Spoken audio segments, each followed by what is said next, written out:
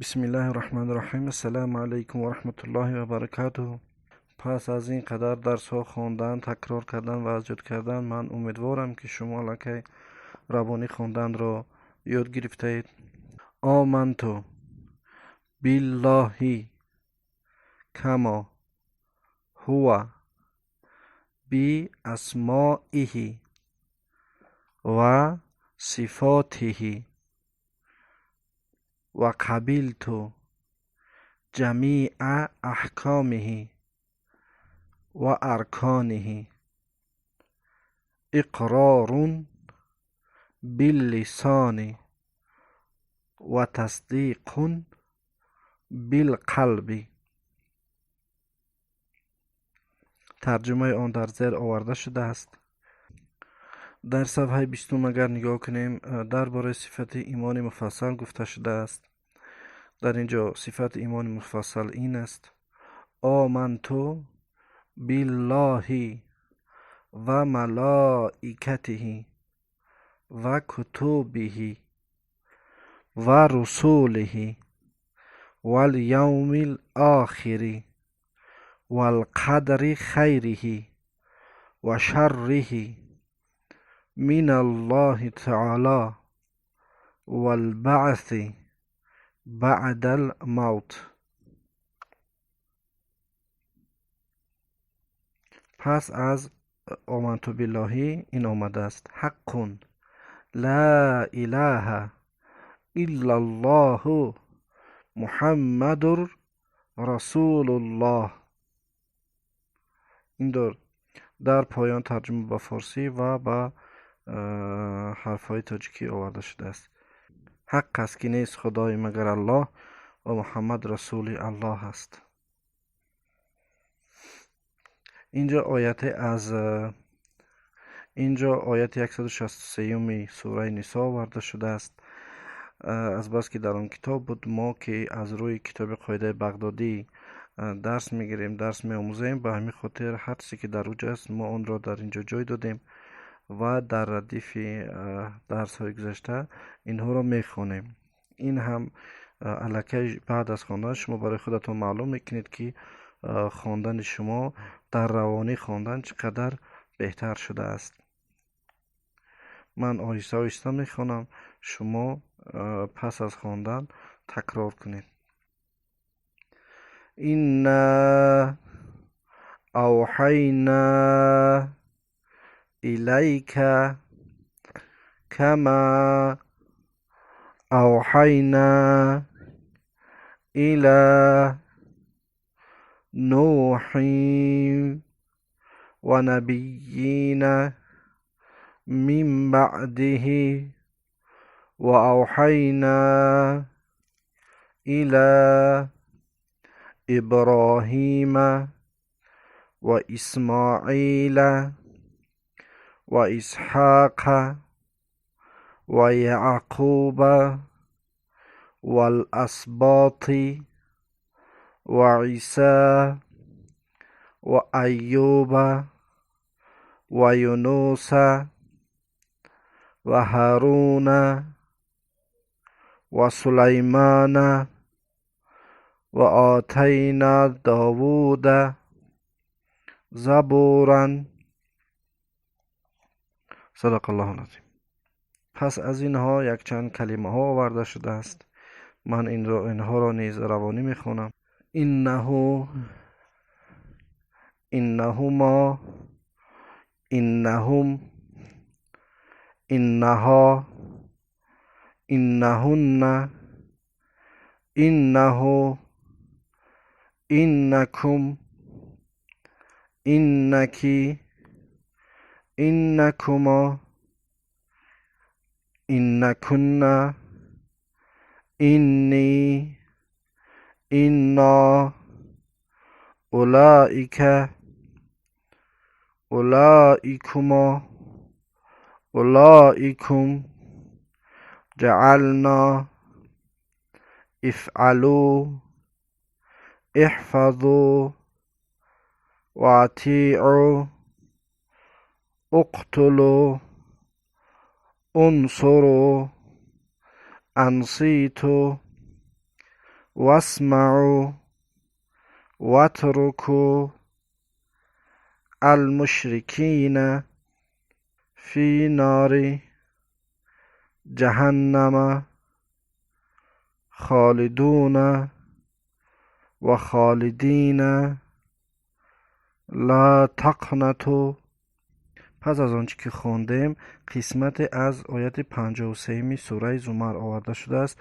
به همین خاطر من اون آیت را پوره در اینجا جا کردم و قسمتی که در کتاب است با رنگ سیاه نوشته شده است و قسمتی که در کتاب نیست با رنگ کبود جدا کرده شده است. اهمیت دهید. من همه اش را میخوانم.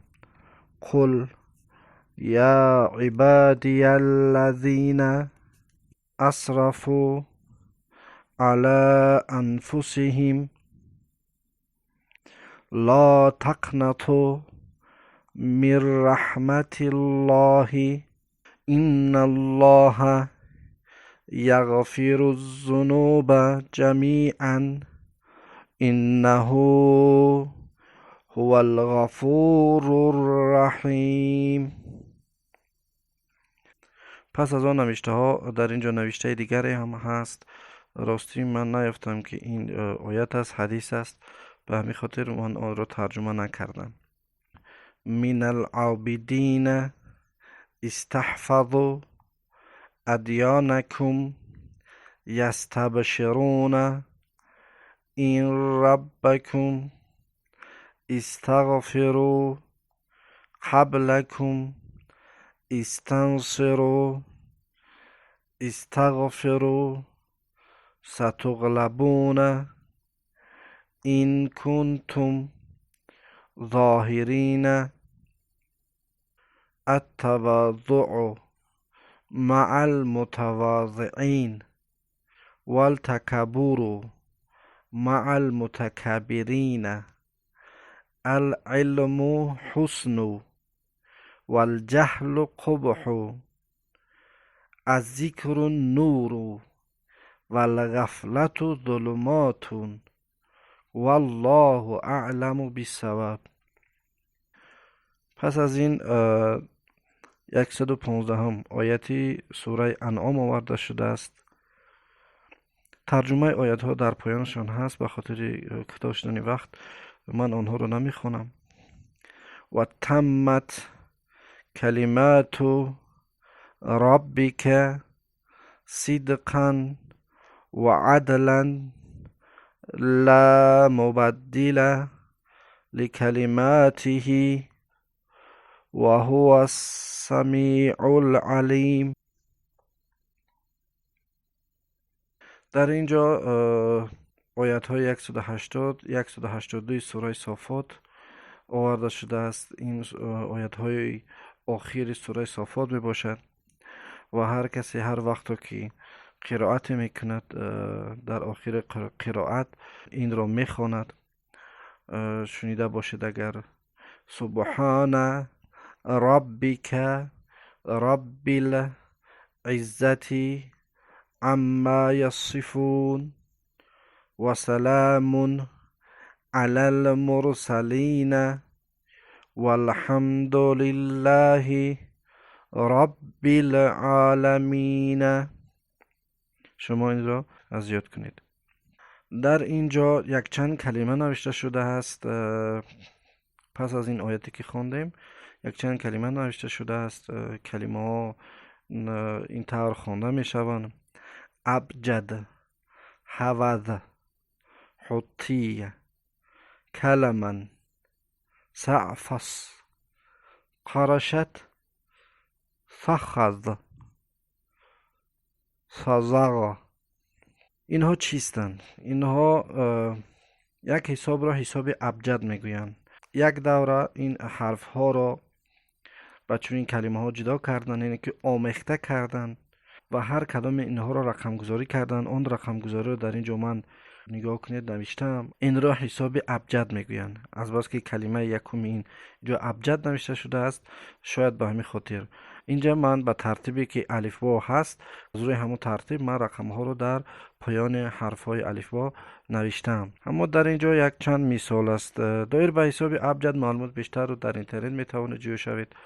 خب من این را بار اول در ژورنال علم و حیات نشر سال 1992 نسخه فراموش نکنم اگر نسخه سوم بود، کم معلومات آورده شده بود.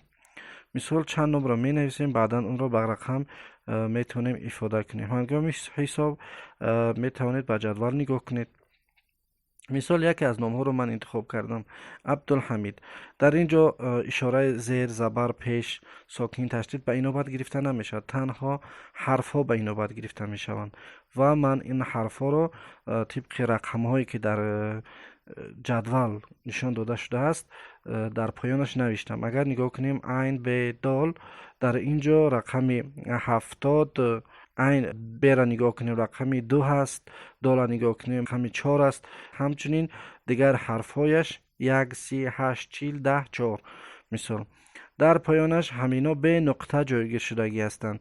ما این را چخیل میخوانیم؟ نگاه کنیم اگر در همینجا عبدالحمید نیست، فقط همین رقم هایی که با 7 سر می شوند آورده شده است. ما این را چخیل میفهمیم که در اینجا این نام آورده شده است؟ نگاه کنیم اگر 7 بگیریم، رقم 7 کدام حرف است؟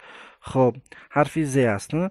پس از 7 0 صفر است و 2 است. البته ما میدانیم که 02 دیگر به این 02 رقم نداریم، پس این 7 نیست 70 است. 70 میگیریم، میبینیم که حرف کدام حرف است؟ می نویسیم که حرف عین است. میگیریم که 24 یا 241 رقم نداریم، 24 در 24 تاره حرف نداریم، پس 2 هست. رقم مثال 2 را میبینیم کدام حرف است؟ حرف ب است. با این پس از عین می نویسیم حرف ب. خب میگذاریم به رقم 4. اگر 41 بگیریم، در رقم 41 ما حرف نداریم، پس در 4 داریم. خب رقم 4 را میبینیم که کدام حرف است؟ دال است. خب به رقم 1 میگذاریم. اگر بگیم که نه 1 نیست 13 هست، 13 در ته رقم 13 ما حرف نداریم، پس 1 است. می نویسیم خب الف.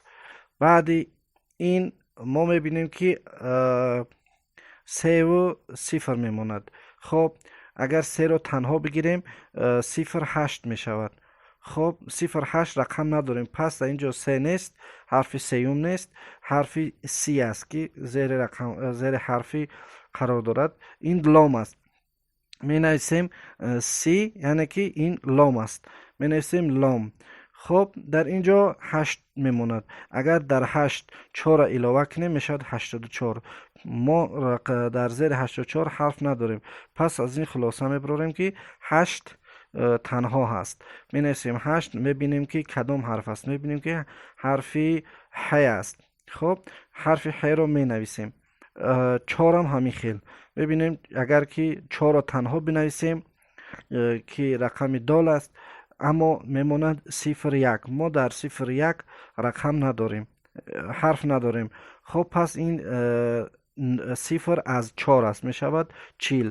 حرف 40 رو میبینیم که تحتش کدام حرف است؟ میبینیم که حرفی میم است. خب دوام میتیم. در اینجا 1 میموند و 04 میماند. همچنین 1 اگر تنها انتخاب کنیم میشود الف، اما 0 تنها میماند. پس معلوم میشد که اینجا 0 از آن 1 است، میشود 10. تحت رقم 10 میبینیم کدام حرف است؟